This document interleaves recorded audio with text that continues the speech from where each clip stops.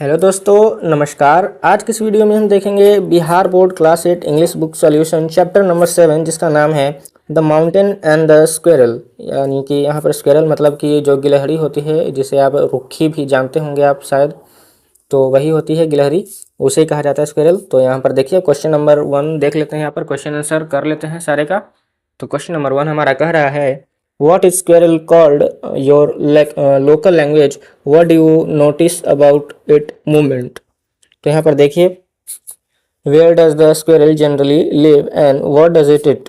तो इसका आंसर होगा हमारा In our local language it is called, यहाँ पर S होगा, It is called गिलहरी, यानी कि फ्यूलिड। It is found on trees and around our houses. It loves to eat nut and other fruits and seeds. चलिए आगे बढ़ते हैं नंबर बी में। Let's comprehend. B1 का 1 देखिए यहाँ पर, थिंक्स एंड टेल वाला। Question number 1, what is the poem about? तो इसका आंसर होगा the mountain and the squirrel. चलिए आगे बढ़ते हैं। Question number 2, who started the quarrel? तो इसका आंसर होगा the mountain. Question number 3, do the mountain and squirrel have the same talent? Give reasons for your answer. तो इसका आंसर होगा no, talents differ from person to person.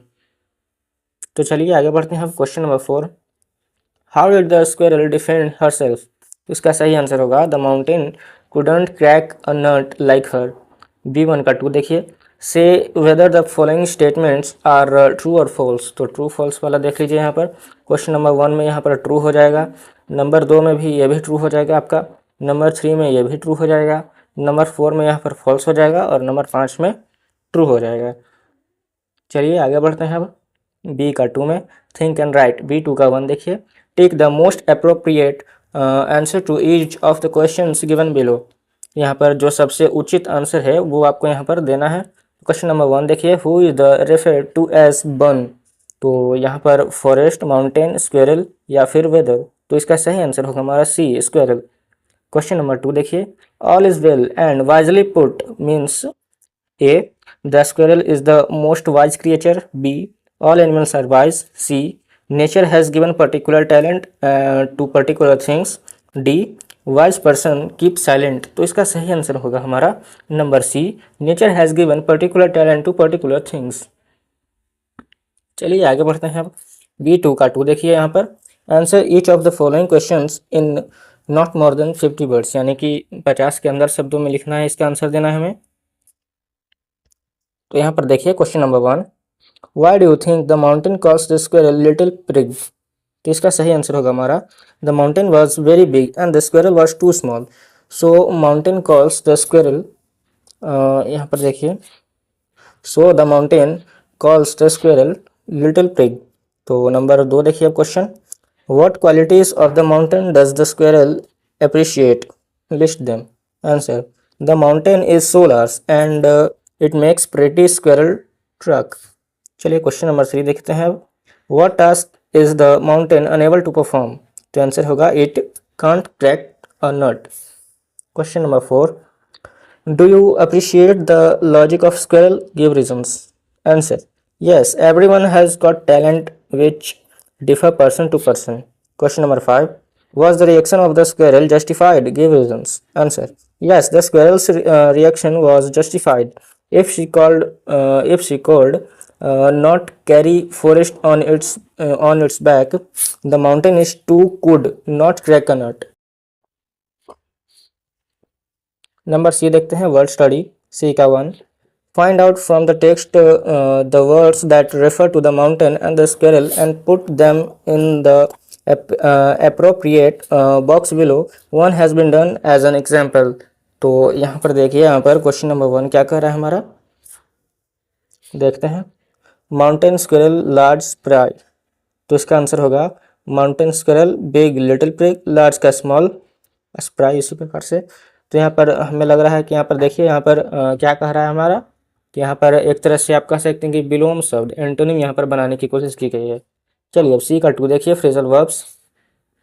तो यहाँ पर दोस्तों आप देख लीजिएगा अच्छे तरीके से, यहाँ पर फ्रेजल वर्ब्स क्या होते हैं यहाँ पर दिए गए हैं। यहाँ पर आपको थोड़े सारे यहाँ पर दिए गए हैं फ्रेजल वर्ब्स, तो इसके बारे में हमको थोड़ा सा बता दे रहे हैं। यहाँ पर देखिए, टेक आफ्टर जब सेंटेंस में कोई सेंटेंस में आएगा तो उसका मीनिंग होता है क्या, to look like someone.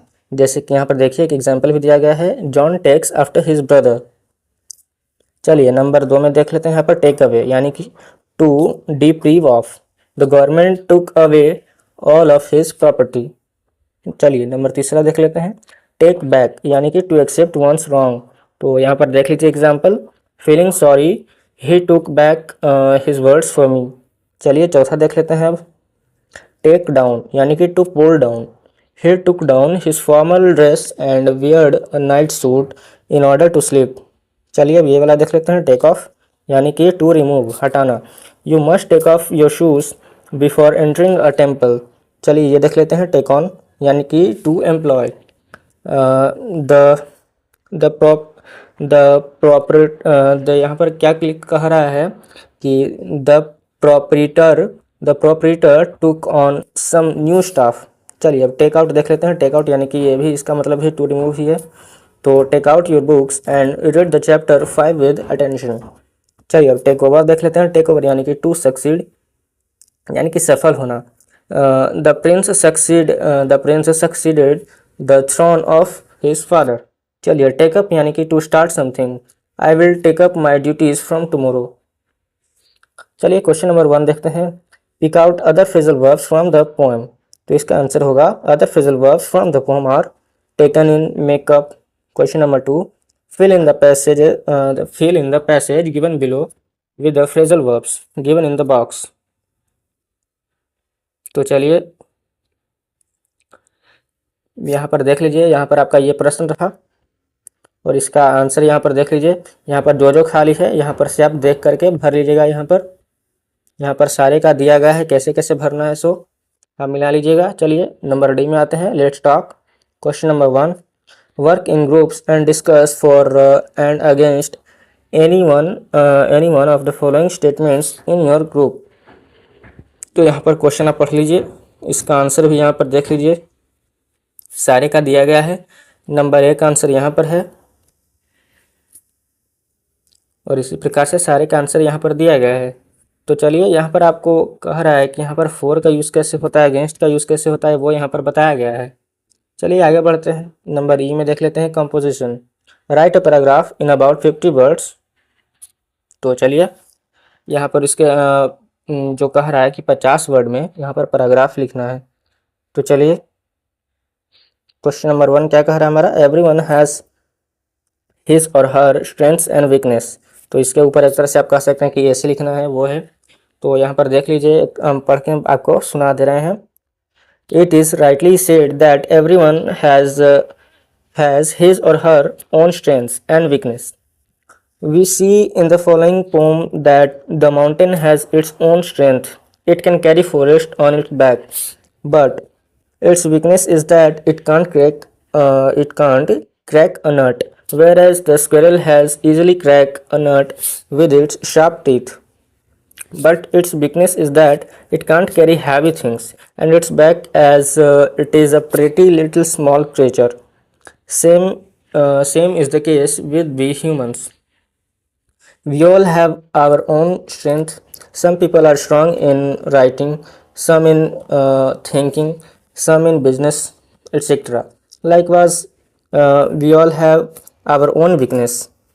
Some people are weak in education, some in riches, some in strength, etc. Thus, यानी कि इस प्रकार से everyone has his or her own strength and weakness।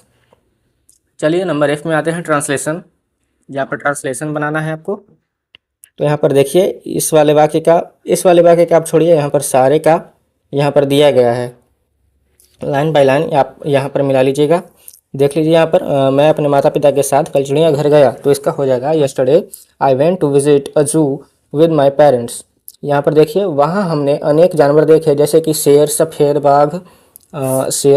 बाघ, हाथी इत्यादि। तो इसका हो जाएगा अंग्रेजी क्या कि there we saw many animals such as lion, white tiger, elephant etcetera. यहाँ पर आगे देखिए, वहाँ मैंने खिलौना रेलगाड़ी की सवारी की। तो इसका हो जाएगा अंग्रेजी, there I took a ride of a toy train. वहाँ अनेक प्रकार के झूले तथा मनोरंजन के अन्य साधन भी उपलब्ध थे। हमने वहाँ भरपूर आनंद उठाया। तो इसका हो जाएगा अंग्रेजी, there many swings and other means of entertainment, we enjoyed there a lot. तो दोस्तों इसी के साथ यहाँ पर हमारा चैप्टर नंबर 7 समाप्त होता है। तो मिलेंगे नेक्स्ट वीडियो में चैप्टर नंबर 8 के सॉल्यूशन के साथ। तब तक के लिए धन्यवाद।